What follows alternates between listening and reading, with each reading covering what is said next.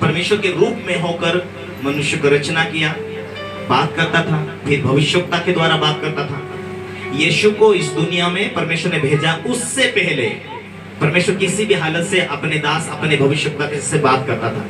लेकिन एक टाइम ऐसा था कि परमेश्वर यीशु मसीह जहां जिस इलाके में आया था, उससे पहले एक कुंड ठहराया था, और उस कुंड में स्वर्गदूत पानी हिलाने के लिए आते थे। वहां लंगड़े, सूखे अंग वाले, अंधे, कई हजारों तादाद की बीमार लोग वहां रहा करते थे। जैसा स्वर्गदूत दिखता नहीं था, लेकिन पानी हिला दिया जाता था, लोग उड़ी मारते थे कुंड के अंदर। जैसे लोग वहां कूदते थे, लोग तुरंत चंगे हो जाते थे। लेकिन एक बीमार ऐसा था जो 38 सालों से बीमार, कितने सालों से? 38 सालों से बीमार था। वो हल नहीं सकता था, चल नहीं सकता था। इसीलिए उसे कोई मदद करे, उससे पहले ही दूसरा वहां पानी में कूद जाता था। इसीलिए उस 38 साल से बीमार व्यक्ति को कोई मदद नहीं कर रहा था। परमेश्वर की ओर से भेजा हुआ कौन था? यीशु मसीह। यीशु मसीह वहां चलते चलते आया और पूछा, क्या तू चंगा होना चाहता? क्या तू बीमारी से छूटना चाहता? क्या तू इस हालत से बाहर आना चाहता? क्या तू इस सिचुएशन से आजाद होना चाहता? प्रभु ने पूछा, हाँ प्रभु, मैं चंगा तो होना चाहता, इस बीमारी से छूटना तो चाहता, मैं भी इस बीमारी से आजाद होना चाहता, लेकिन कोई भी मुझे मददगार नहीं है, मैं क्या करूं? प्रभु ने कहा, प्रभु पूछा, क्या तू चंगा होना चाहता कि पड़ा रहना चाहता? प्रभु ने एक ही सवाल पूछा, क्या तू चंगा होना चाहता या पड़ा रहना चाहता? उसने कहा, प्रभु मैं चंगा होना चाहता, पर कोई भी मेरा मददगार नहीं है। हालेलुया। प्रभु ने कहा, तू विश्वास से यहाँ पड़ा हुआ है, तू विश्वास से आशा कर रहे हुए तू यहाँ पड़ा हुआ है, उठ, अपनी खाट उठा और चला जा। प्रभु ने क्या कहा? अब भी उठ, अपनी खटिया उठा और घर पे चला जा। वो तुरंत उठा। 38 साल से पड़ा हुआ व्यक्ति को इतना जल्दी चंगाई किसने दिया? इसने इतना जल्दी उसे आजाद किसने किया? यीशु ही परमेश्वर है। इसीलिए प्रभु यीशु कहा, मार्ग सत्य जीवन में ही हूँ, स्वर्ग का मार्ग में ही हूँ, सच्चाई में ही हूँ और मार्ग में ही हूँ, और तुझे जीवन देने वाला मनुष्य का रचनहार परमेश्वर यीशु है। इसीलिए प्रभु ने उसे तुरंत कहा, उठ, अपनी खाट उठा और चल। 38 साल का बीमार और एक शब्द के अंदर अपनी खाट उठाकर चलना, यही है परमेश्वर का भेजा हुआ यीशु मसीह, और यही है परमेश्वर की सामर्थ जो आज भी आपके जीवन के अंदर आशीषों को लेकर आती है, चंगाई को लेकर आती है, आपके आंसू को पोंछती है, आपके ऊपर दया करती है। यही है यीशु की ताकत। Hallelujah, hallelujah. इसीलिए उसने विश्वास से कहा, प्रभु मैं चंगा होना चाहता, पर कोई है नहीं मुझे मददगार। प्रभु कहता, आज क्या तुम्हारा विश्वास है कि इस बीमारी से तुम आजाद हो सके? क्या तुम्हारा ये विश्वास है कि जीवित परमेश्वर मुझे मिल गया, वो रास्ता निकालेगा, वो मार्ग खोलेगा? क्यों तुम थके हुए, क्यों आत्महत्या करना चाहते, क्यों दुखों के अंदर परेशानी हो? प्रभु कहता, मुझसे अलग है मनुष्य, मेरे से दूर होने के कारण मनुष्य, मेरी सच्चाई से दूर होने के कारण मनुष्य दुख में है, तकलीफ में है। प्रभु ने कहा, परख कर देखो यहोवा कैसा भला है, अरे चख कर देखो वो कैसा भला है। हालेलुया। प्रभु का ये वचन कहता है, परमेश्वर ने जगत से ऐसा प्यार किया, तुम जगत में हो। परमेश्वर ने मनुष्य से ऐसा प्यार किया कि अपने इकलौते पुत्र को दे दिया, ताकि जो विश्वास करेगा वो नाश नहीं होगा। हालेलुया। तुम आज परमेश्वर को भजने के लिए, उसकी स्तुति के लिए, उसकी आराधना के लिए आए, तुम्हें ये मालूम होगा कि जीवित परमेश्वर है, मुझसे प्रेम करने वाला, जीवित परमेश्वर है जो मेरे जीवन के जरूरत को पूरा करने वाला। कोई परमेश्वर मुझे मिल चुका है, आप जो मेरी प्रार्थना को सुनने वाला। इसीलिए वचन में लिखा, मुझसे मांग मैं तुझे आशीष दूंगा, मुझसे मांग मैं चंगाई दूंगा। हालेलुया। आपके विश्वास के साथ परमेश्वर आज भी कार्य करने के लिए तैयार है। तुम्हें मिल चुका है आज के बाद परमेश्वर। हालेलुया। परमेश्वर का वचन में लिखा है,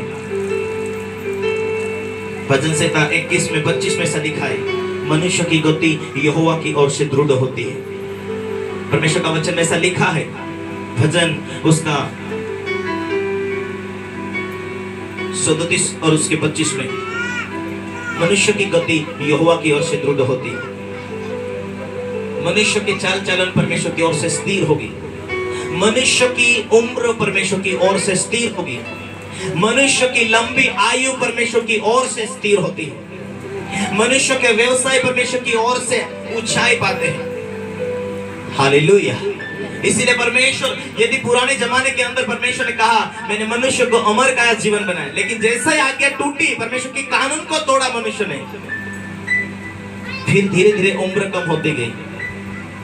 परमेश्वर ने कहा मेरी आत्मा मनुष्य की आत्मा के साथ वार्तालाप नहीं करती पाएगी। मनुष्य आखिरी मनुष्य ही है, यह शारीरिक व्यक्ति है, ये गलतियां करता जाता है, इसीलिए इसकी उम्र 120 कर दिया परमेश्वर ने। और आज भी मनुष्य उतना नहीं जी रहा, क्योंकि वो परमेश्वर से दूरी है। परमेश्वर की साथ वो जुड़ा हुआ नहीं जीवन जी रहा। हालेलुया। परमेश्वर का वचन में लिखा है मुझ में बने रहती, जो डाली मुझ में बनी रहती वो हरी भरी बढ़ती रहती, हरी भरी बनेगी, हरी भरी बनेगी, वो फलती रहेगी, सदा हरी भरी रहेगी। हालेलुया। मेरे प्रियो, जिसने आकाश पृथ्वी को बनाया वो परमेश्वर हमारे साथ है। वो परमेश्वर हमें सलाह देना चाहता है, वो परमेश्वर हमें चलाएगा। वो परमेश्वर के वचन में लिखा है यहोवा की ओर से, परमेश्वर का वचन में लिखा है वो ही यहोवा तुझे संभालेगा। मनुष्य की गति यहोवा की ओर से दृढ़ होने वाली है। इसीलिए परमेश्वर का वचन दूसरा इतिहास 16:9 में लिखा है, देखो यहोवा की दृष्टि सारी पृथ्वी पर इसलिए फिरती रहती है कि जिनका मन उसकी ओर निष्कपट है उनको वो अपनी सामर्थ्य दिखाए।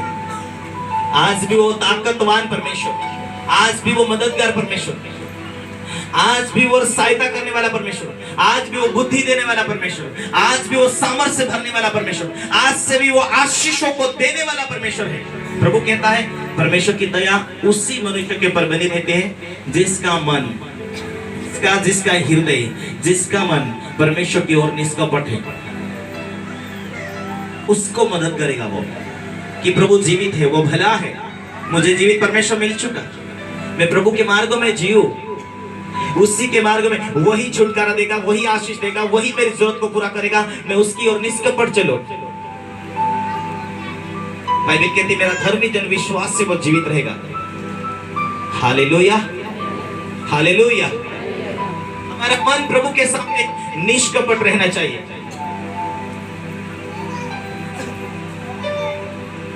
यदि हमारा मन प्रभु के सामने निष्कपट रहेगा, हम स्तुति आराधना करने में दीवाने होंगे, हम चर्च जाने में दीवाने होंगे। आज मुझे जीवित परमेश्वर मिल गए, यहाँ पर कुछ काम हो रहे, परमेश्वर चंगा कर रहा, लोगों के जीवन में लोगों के जीवन में परमेश्वर बरकतें उंडाल रहा, दे रहा। यशायाह उसका 26 उसके 3 में लिखा है जिसका मन तुझ में धीरज धरे हुए है उसकी तू पूर्ण मन से रक्षा करता है। हालेलुया। वचन में लिखा है देखो यहोवा की नजर सारी पृथ्वी के ऊपर इसीलिए फिरती रहती है कि जिसका मन उसकी ओर निष्कपट है। यदि प्रभु कहता तेरा मन मेरी ओर निष्कपट है, कि ये यहोवा यीशु ही परमेश्वर, ऐसा तेरा मन है, प्रभु के सिवाय कोई है नहीं, ऐसा ही तेरा मन है। वचन कहता है और वचन ही परमेश्वर है। जिसका मन परमेश्वर की ओर निष्कपट है उसे वो अपनी ताकत देगा, अपनी सामर्थ्य देगा, बीमारी से छूटने के लिए, अंधकार की शक्ति से छूटने के लिए। वो तुझे बुद्धिमान बनाएगा। तेरा दुश्मन जो शैतान है उसे भी समझने नहीं देगा। वो तुझे वरदानों के द्वारा बुद्धिमान करेगा, तुझे छुटकारा देगा। प्रभु यीशु के पास में ये 38 वर्ष से बीमार के, तब प्रभु मुझे कोई भी चंगा करने के लिए हेल्प नहीं करता। प्रभु ने कहा 38 साल की बीमारी को 1 सेकंड के अंदर प्रभु ने कहा उठ, अपनी खाट उठाकर चले जा। यदि हमारा मन भी प्रभु की ओर निष्कपट होगा, हमारा हृदय प्रभु की ओर निष्कपट होगा, हम तन मन से उससे प्रेम करेंगे, हम तन मन से उससे प्रेम करेंगे। हम ये नहीं कहेंगे छुटकारा नहीं हो रहा, हम चले प्रभु को छोड़े। तो हमारा मन क्या है, निष्कपट है क्या? नहीं, दोष है मनों के अंदर। प्रार्थना ये है यदि तेरा मन प्रभु की ओर निष्कपट हो तो तेरी प्रार्थना परमेश्वर सुनेगा। यदि तेरी प्रार्थना कपट के साथ हो, प्रभु कहता है यदि तू मैं सारे मनुष्य के पापों को मिटाने के लिए क्रूस के ऊपर बलिदान हुआ, तो तू भी एक दूसरे को माफ कर।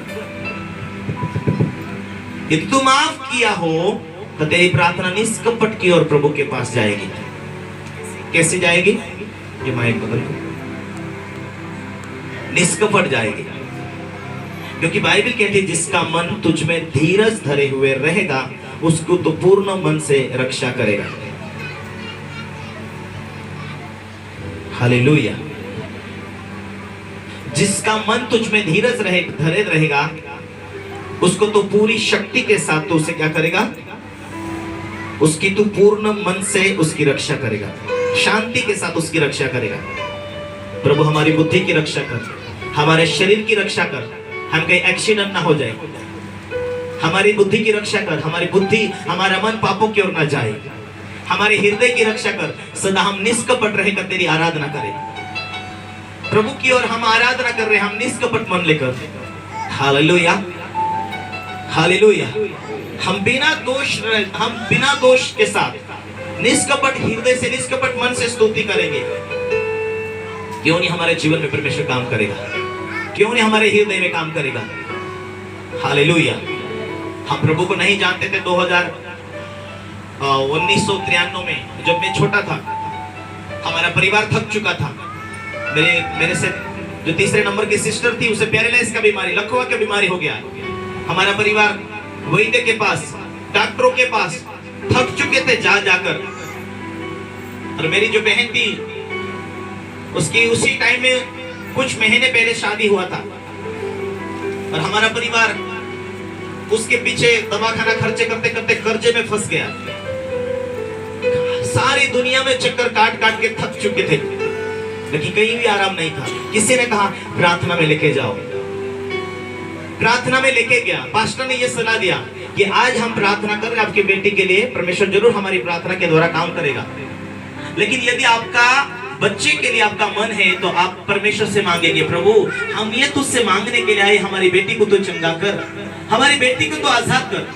तुम निष्कपट से परमेश्वर के साथ मांगेंगे, प्रभु हमारी बेटी को तू चंगा करे, तो हम टिके रहेंगे, हम मरते दम तक हम तुझे धन्य कहते रहेंगे। और यही गवाही हम अपने शहर इलाकों में देंगे, क्योंकि प्रभु ने कहा मैं आया हूं तुम्हें जीवन देने के लिए, और जीवनों का संदेश तुम्हें मिले तो जाओ मेरा सुसमाचार सुनाओ, जाओ तुम मेरे गवाह हो। और यही तुम गवाही देना, जो खुदा ने काम किया उसकी तुम गवाही देना। तो यह निष्कपट की प्रार्थना तेरी स्वर्ग तक जाए, और आज के चमत्कार तेरी जिंदगी में हर जरूरत के ऊपर परमेश्वर तुझे चमत्कार करता जाएगा।